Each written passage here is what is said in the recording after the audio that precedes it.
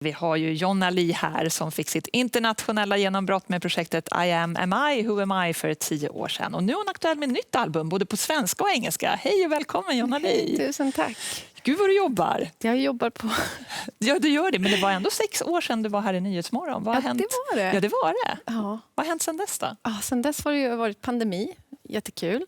Men det tog ju faktiskt upp ganska många år där. Och så har jag jobbat på och fått en bebis. Grattis! En liten pojke eller flicka? En liten kille som heter Bauer. Som tar upp ganska mycket tid kan jag tänka mig. Det gör den, verkligen. Och, det har skrivit en massa och varit ute och turnerat en hel del också.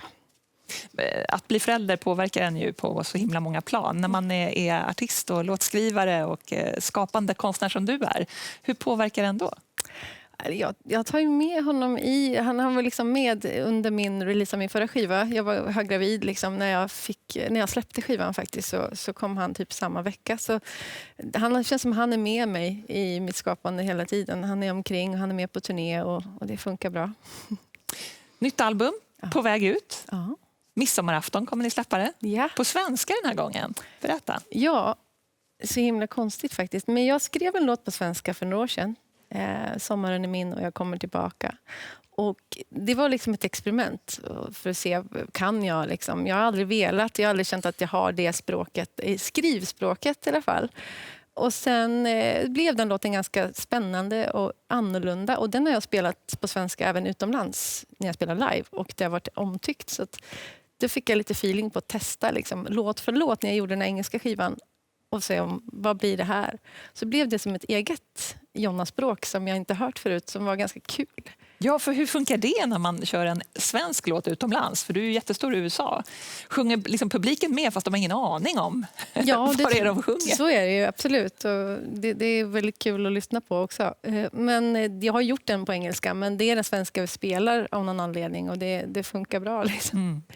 Ja, för du jobbar ju så. Du kör liksom samma material på både svenska och engelska. Ja, nu gör jag det för första gången. Då, liksom. Och det har blivit låt för låt och sen blev det ett eget album. Så istället för att direkt översätta alla texter, det var en viktig grej för mig att det skulle liksom bli sin egna grej. Och kunde det gå att skriva om samma tema liksom, i låten på svenska så var det en bra sak. Annars fick det bli en helt egen låt som Allting vill rinna ut i sand till exempel, som är väldigt annorlunda. Just det, men gjorde du ett album i taget då? Eller gjorde du dem parallellt ändå? Nej, parallellt. Ja. Det är att jobba mycket. Det är mycket jobb med ett album. Det är det, men du är dubbla jag är en samtidigt. högpresterande typ. Va? Nej, men jag tycker det är roligt att skapa. Det är kul och det ska det ju vara. Och hela den här skivan handlar just om det faktiskt. Att glädjen i musiken och hitta tröst i den när det är så sjukt dystert på så många andra håll. Det har varit så viktigt. Ja.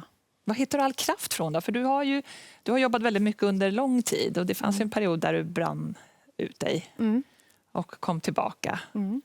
Och sen att jobba med den här arbetsbördan samtidigt som du är förälder. Det är mycket hela tiden. Men känner du att du har fått verktyg att hantera när det blir för mycket? Ja, men jag tycker det. Och jag tycker att bli förälder hjälper ju ganska mycket. Man kan ju inte vara helt gränslös i hur mycket man jobbar så när man har barn. Så är det ju.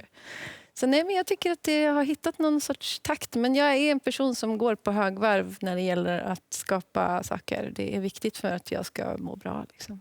Och det är så härligt, det är så mycket kring din musik. Det är ju kanske inte den musiken vi hör varje dag. Hur mycket större utmaning är det att just skapa musik som inte är mainstream, om man får säga det?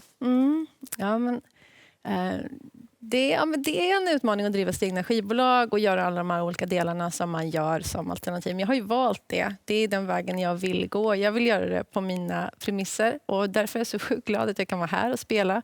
Att det liksom ändå finns det rummet för mig här. Så ja, det är något som ger mycket, men det kostar också otroligt mycket. Så man får ju vara beredd på arbetsbördan. Liksom. Det kostar, alltså, pratar vi pengar eller både tid och verkligen. Alltså, ansträngning? Pengar, tid, självförtroende och mående. Ja. Hur är det där då? Med självförtroendet och måendet? Ja, det sviktar upp och ner. Och framförallt så här, i Sverige har jag ju inte känt att jag har orkat lägga någon tid eller energi på liksom att det är den första gången nu som jag vågar öppna lite för att kanske bygga en publik som är mer stabil här. För det är som man jobbar där folk lyssnar, där är jag. där är det kul att vara. Liksom. Det blir som safe zone sådär. Ja, nästan. och sen är också musikbranschen i Sverige extremt snäv och liksom inåtblickande. Det händer väldigt lite där. Det finns inte så många kanaler för artister som jobbar lite utanför mainstream faktiskt. Vad hade du velat se här i Sverige då, som kanske finns i USA på ett annat sätt? Alltså jag vet inte om det finns där. Jag tror det är samma problem lite överallt. Det är bara att lyssnare finns där för mig. Liksom. Men här i Sverige så... Jag tror bara att kanalerna krymper. Liksom. Mediekanalerna, det är inte alls som det var för typ 20 år sedan. Och det är fortfarande samma gatekeepers som väljer in musik utifrån. Så är det ju. Som det var när jag började i alla fall. Så att med alla kan göra någonting liksom på något vis för den saken. Och jag tycker så här, Spotify gör det ganska svårt också för oss att hitta ny musik. Vi själva liksom sitter och ska orientera oss i mängder. Det är sånt enormt brus att nå igenom. Så det är många som kämpar med det. Det är inte bara jag, vet jag. Liksom artister som jag träffar och pratar med som tycker att det är svårt att veta vad man ska göra, hur man ska nå ut och hur man ska orka att vara sin egna typ marknadsföringschef. Jag blir matt bara jag hör det. Berätta om det. Hur hanterar man den frustrationen då när man har svårt att liksom styra samtiden? Ja, jag tror man bara får hänga med. Och det har varit en viktig grej för mig att så här, gräva där man står och fokusera på att det ska vara kul att göra musik. Då tror jag det är det man kan göra. Sen kan man säkert hitta på en massa roliga strategier. Men jag tror liksom att det är där kärnan är för mig. Och att ha landat i det ger mig någon sorts... Det blir roligare att hålla på uppenbarligen. För är processen kul så får det bli vad det blir sen. Jag är jätteglad att du väljer Sverige igen på det sättet. Jag är helt besatt av den här låten som du precis körde. Men nu är det USA igen, för nu ska du ut på stor turné där. Ja. Nu i maj redan. Ja, jo, precis. Nej, det är jätteroligt att spela för en massa folk såklart.